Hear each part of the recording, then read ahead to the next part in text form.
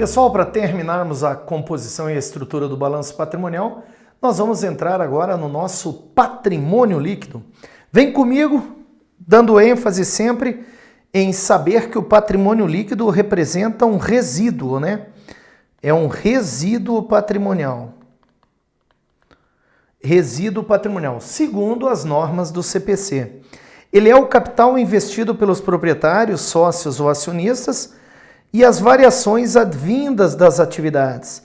Então a empresa pode aumentar o seu patrimônio líquido pelas reservas de capital, pelo ajuste da avaliação patrimonial.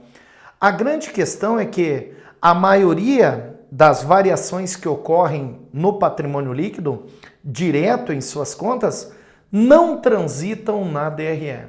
Não transitam. Todas essas alterações ali não têm relação com a DRE. Nós vamos aprender isso. Por isso é importante lembrar uma frasezinha de efeito. Toda receita aumenta o PL, mas nem todo aumento do PL é uma receita.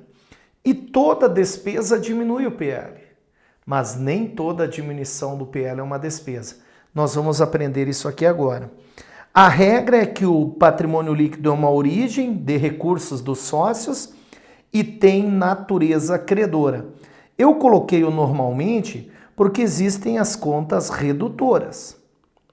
Redutoras do PL, que a gente vai estudar. Segundo as normas contábeis, o patrimônio líquido é o interesse residual nos ativos da entidade depois de deduzido todos os seus passivos. Assim, representa uma sobra patrimonial, que é encontrada pela equação ativo e passivo. Embora o PL seja definido como um valor residual, ele é representado por contas. Atualmente, a composição do PL é, segundo a lei, tá? Capital social, reservas de capital, ajuste da avaliação patrimonial, reservas de lucro, ações em tesouraria e prejuízo acumulado. Nós vamos ver que a conta lucro acumulado não pode mais ser mantida. Essas contas aqui caem muito em prova, tá? Porque isso está na lei. No entanto, a própria lei e as interpretações normativas fazem com que a gente comece a ver quais são as contas analíticas que estão dentro desses grupos. Isso fez com que eu trouxesse aqui para vocês o que a Lei 6.404 estabelece. E eu vou explicar. Ó. No artigo 182, a lei começa no caput falando: a conta capital social discriminará o montante do capital subscrito e, por dedução, a parcela ainda não realizada. Aqui surge a conta capital a integralizar ou a realizar. Eu vou explicar. O artigo fala das reservas de capital, ágio na emissão de ações, produto da venda de partes beneficiárias e bônus de subscrição e ainda, se existir, a reserva de correção monetária. Depois ela passa para a gente no parágrafo 3º a conta ajuste da avaliação patrimonial. No parágrafo 4º nós temos as reservas de lucro e no parágrafo 5º as ações em tesouraria. Beleza, pessoal? Então essa é a posição da lei. Com base nessa lei, nós vamos estudar nesse curso a composição de cada subgrupo. O valor pelo qual o PL é apresentado no balanço depende da mensuração dos ativos e dos passivos.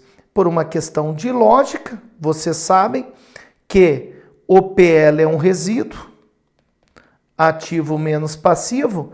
Eu vou ter, se eu tenho um ativo de 400, eu tenho que mensurar quanto vale o passivo, 150. Então o meu PL é 250. Normalmente, aqui no PL está, pessoal, o valor patrimonial da ação. O valor patrimonial da ação, a riqueza.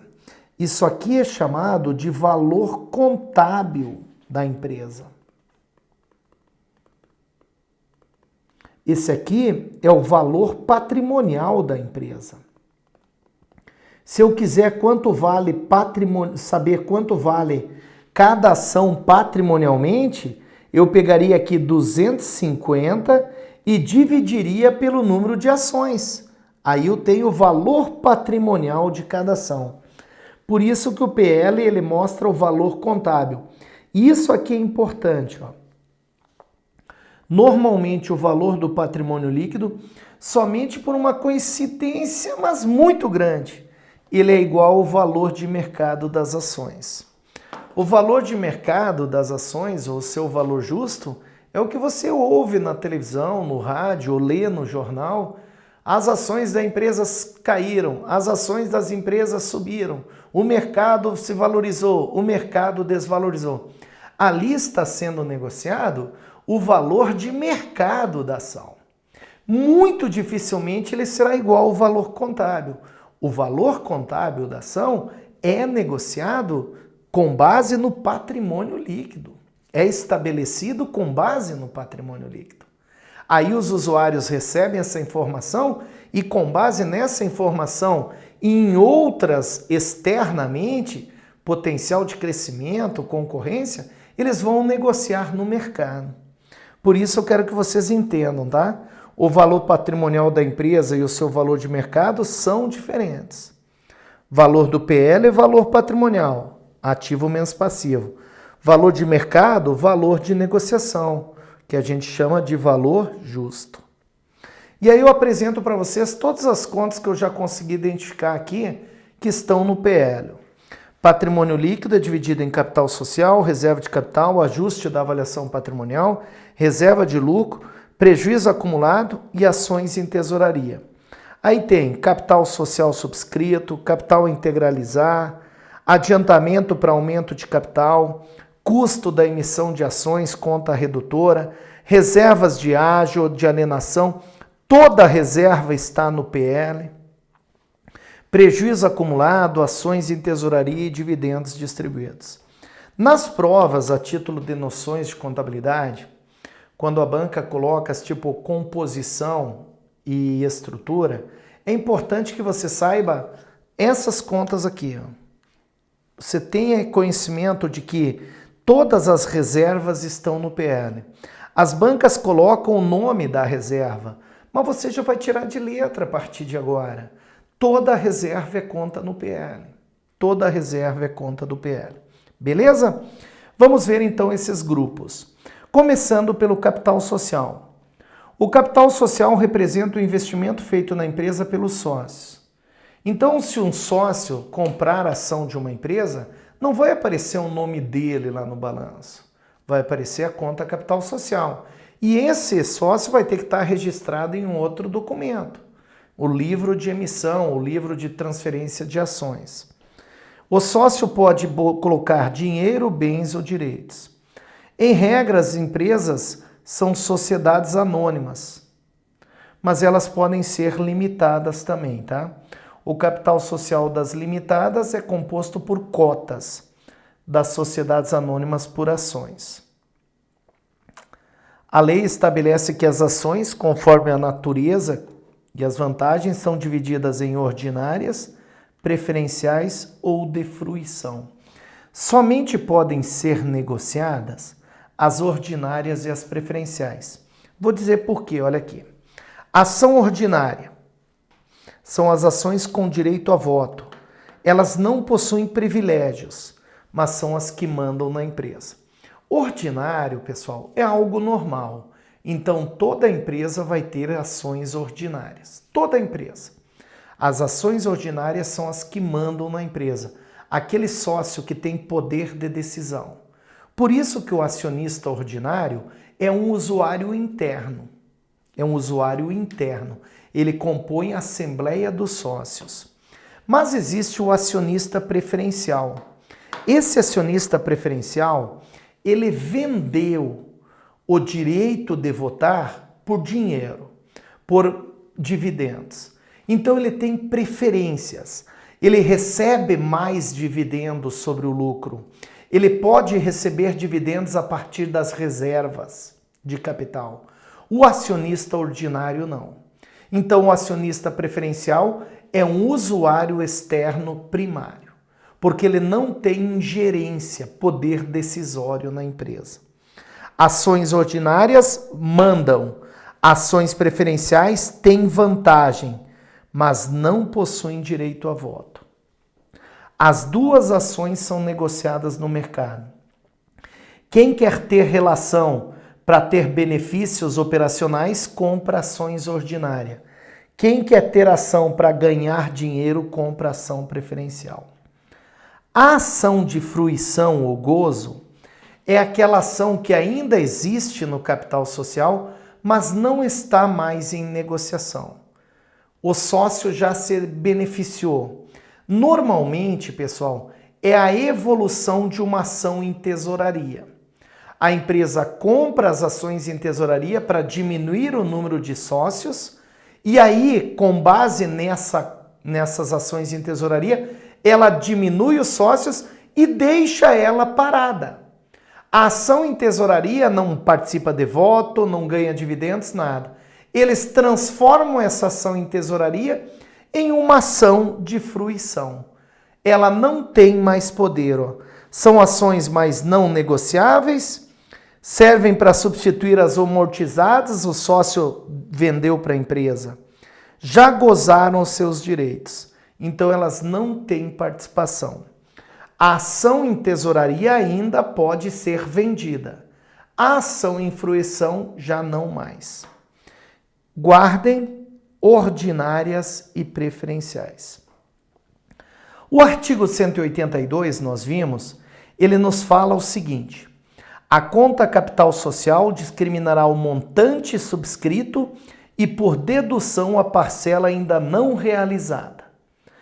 Desse artigo, surgem alguns termos em prova sobre o capital, começando pelo capital autorizado, capital subscrito, capital integralizado ou realizado e capital a integralizar ou realizar. Pessoal, é importante que vocês entendam o que significa cada um deles. Mas, com base no artigo 182, nós vamos ter sempre essa situação. Capital social é o capital subscrito, aquele que o sócio, eu vou falar para vocês, mas é aquele que o sócio disse, eu vou aplicar na empresa, vamos dizer que é 1 milhão, ajustado pelo capital a realizar. Aquela parcela que o sócio disse, eu vou colocar na empresa, mas ainda não colocou. Então, o capital social, o montante subscrito por dedução a parcela não realizada. É isso que aparece na empresa. E nós podemos fazer uma inferência que o capital realizado nada mais é que a diferença entre o capital subscrito e o a realizar. É aquilo que efetivamente foi aplicado. Isso é importante vocês guardarem, tá? Vamos ver então.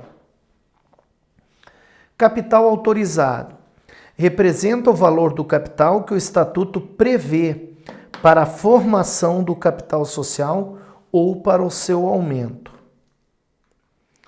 O aumento do capital social depende de anuência da Assembleia e da subscrição dos autorizados. Então, dos interessados. Então, o capital autorizado é só um ato. Reuniram-se na sala tal os sócios e autorizaram a formação. Ele representa um ato administrativo e não entra no balanço patrimonial. Ele é controlado para saber quanto que foi autorizado.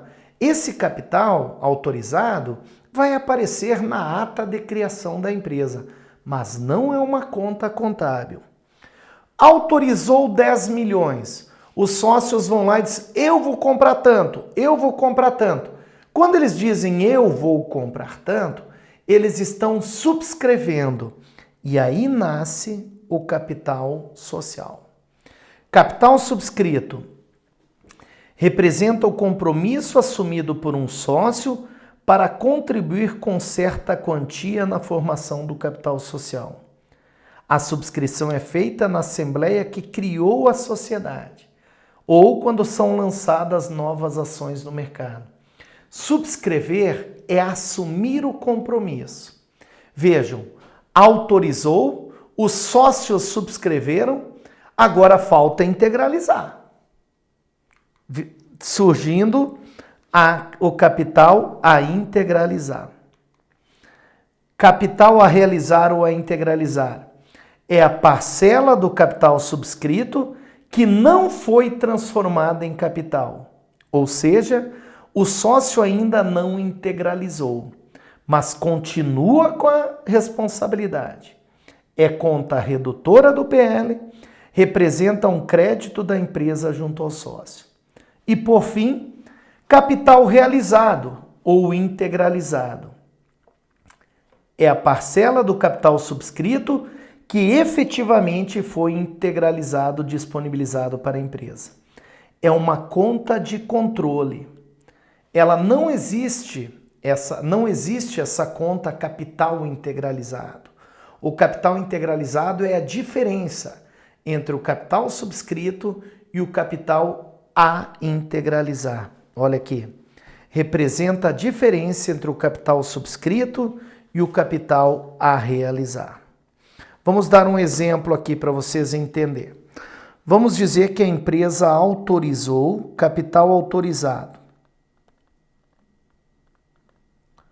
150 milhões. Subscrito 100 milhões. Integralizado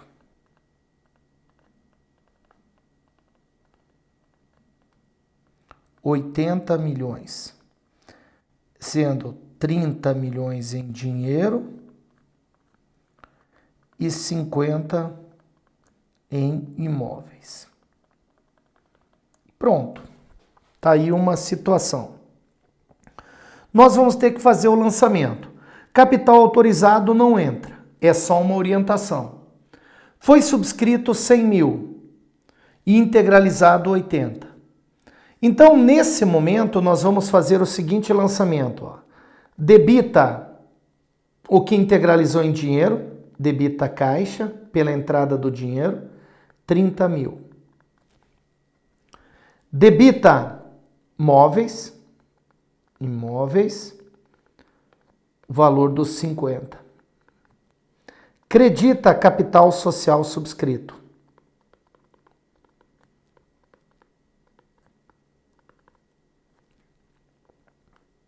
Capital subscrito.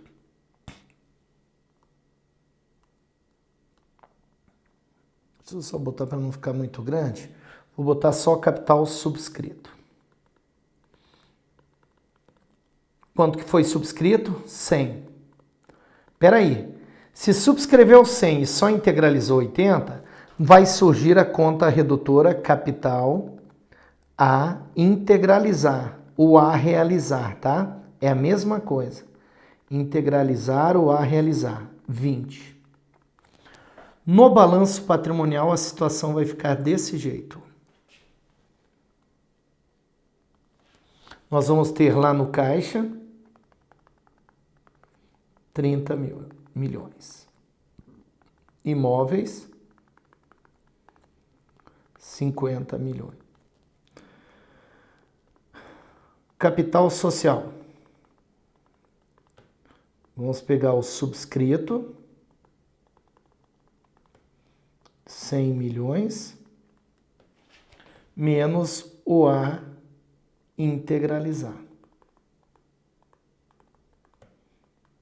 20 milhões. Então, o capital social é 80 milhões. Notem que, nesse momento, o ativo é igual ao PL. O ativo é igual ao PL. Essa é a chamada melhor situação patrimonial líquida. Beleza? Então, o capital integralizar, ele é redutora por isso. Ele representa uma parcela do capital subscrito que os sócios devem para a empresa. É como se o sócio estivesse devendo esse dinheiro para a empresa. É conta redutora do PL. Reservas de capital. Reservas de capital trazem consigo uma questão bem interessante. São ganhos que a empresa tem na negociação de títulos dela, de papéis. Por exemplo, ágio na venda de ações. o produto da venda de partes beneficiárias, bônus de subscrição. Partes beneficiárias, bônus de subscrição e ações nada mais são que valores mobiliários, papéis negociados. Não transita na DRE esse ganho porque não tem relação com a atividade da empresa. Por isso que as reservas de capital não são consideradas receitas. Vem comigo para você ver. Reserva de capital são contribuições dos proprietários, sócios, acionistas ou terceiros que investem no patrimônio da empresa por meio da compra de títulos. Os valores apresentados como reserva de capital não representam receitas. Não representam receitas. Mas sim uma origem de capital que não exige uma contrapartida de entrega de bens ou prestação de serviço. Guardem neste momento que reserva de capital é o resultado da venda de títulos da empresa.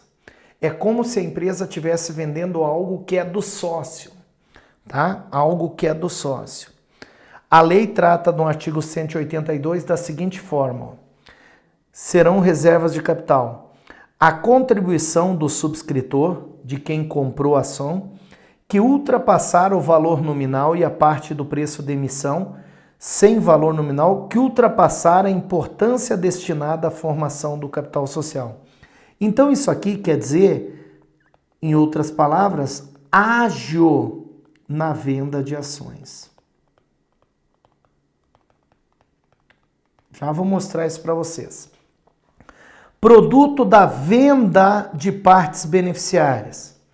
Partes beneficiárias é um título, galera, negociado no mercado, que quem comprar poderá participar do lucro da empresa. Imagine aí, o Banco do Brasil, a Petrobras, ela está precisando se capitalizar. Ela lança 1 bilhão em partes beneficiárias e diz: quem comprar vai participar dos meus lucros durante 5 anos, 10% ao ano. Aí o cara faz uma análise, quanto é o lucro? 10% ao ano. Deixa eu ver aqui quanto é que vai dar para mim. Ele faz o cálculo. Então a parte beneficiária, o cara comprou o direito de participar nos lucros. E bônus de subscrição também é um título negociado no mercado, só que quem comprar esse bônus de subscrição vai ter o direito de comprar as ações na frente dos outros. É quase uma opção de compra. É um título negociado. Vejam que não tem nada a ver com as atividades da empresa. É totalmente focado no PL dela mesmo. Por isso que não é considerado receita. Será registrado ainda, se a empresa mantiver, o resultado da correção monetária. Até 1995 nós podíamos fazer a reserva de correção monetária. Agora não pode mais. Quem tinha essa reserva pode manter. Então, atualmente, as reservas de capital são ágio na emissão de ações, alienação ou venda de partes beneficiárias, alienação de bônus de subscrição e reserva de correção monetária, se ainda possuir. Beleza? Vamos dar um exemplo desse ágio na emissão de ações. Vamos dizer que a empresa vende melhor. Só para você entender como é que é. A empresa lança 100 mil em ações no mercado. Lançou 100 mil em ações no mercado. Quando a gente fala mercado, é o mercado de capital. Nesse momento, o registro é debita banco, credita capital social. Bem simples, ó. Vendeu as ações por 100 mil, aumentou o capital social da empresa, está entrando aqui 100 mil e no banco. Entrou um novo sócio. Tranquilo? Essa é a visão de um lançamento normal. No entanto, vamos visualizar o seguinte: essa empresa está muito bem valorizada no mercado. Ela lança 100 mil, deixa eu voltar. Lança 100 mil em ações e vende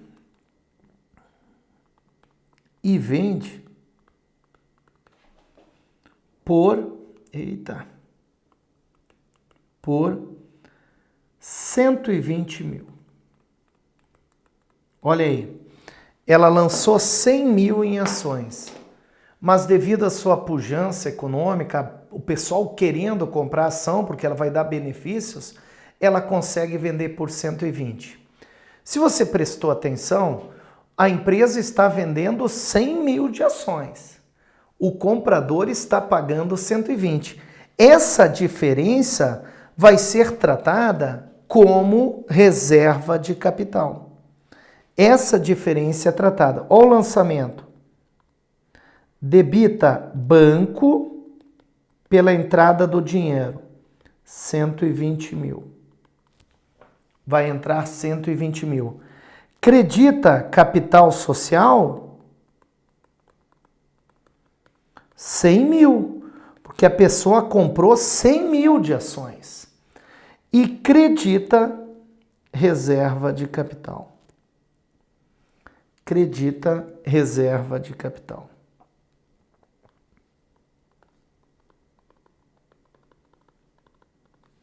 Ágil. 20 mil. Beleza? Por isso que a reserva de capital não é considerada receita. Vai haver aqui o aumento no banco, 120, vai haver o aumento na conta capital social de 100 e o aumento na reserva de capital.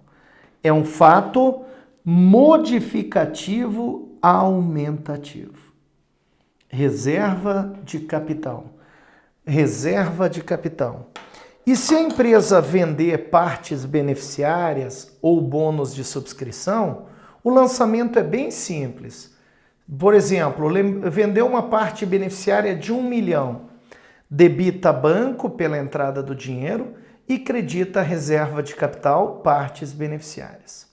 A reserva de capital, então, é uma origem de recurso que vem no ganho da venda de títulos patrimoniais, de títulos que dão direito a reivindicações ao PL. É por isso que ela é chamada de reserva de capital. Ela está relacionada com o capital da empresa. Para terminarmos essa primeira parte do PL, segundo a Lei 6.404, os valores apresentados nas reservas de capital poderão ser utilizados para, olha aqui, absorção dos prejuízos que ultrapassarem os lucros acumulados e as reservas de lucro. Então, se tiver prejuízo acumulado, tiver prejuízo no exercício, esse prejuízo pode absorver essas reservas. O prejuízo do exercício vem absorvendo reservas de lucro, lucro acumulado, reservas de lucro e a reserva de capital. Outra, resgate, reembolso ou compra das ações que vão ficar em tesouraria, resgate de partes beneficiárias, incorporação, ela pode ser utilizada para aumentar o capital social, para pagamento de dividendos. Isso aqui eu quero que vocês guardem, tá? Lembram que o capital social é formado por duas ações, em regra ordinária e preferencial? A ordinária tem poder de voto, manda. A preferencial vendeu esse poder de voto para receber mais vantagens. Então, se uma empresa tiver prejuízo, o acionista preferencial vai poder receber uma parcela fixa de dividendos a partir das reservas de capital. Por isso que a reserva de capital pode ser utilizada para pagamento de dividendos, mas só para os acionistas preferenciais. Só para os acionistas preferenciais. Beleza, galera? Na próxima videoaula nós começamos com o ajuste da avaliação patrimonial. É a VaptVupt.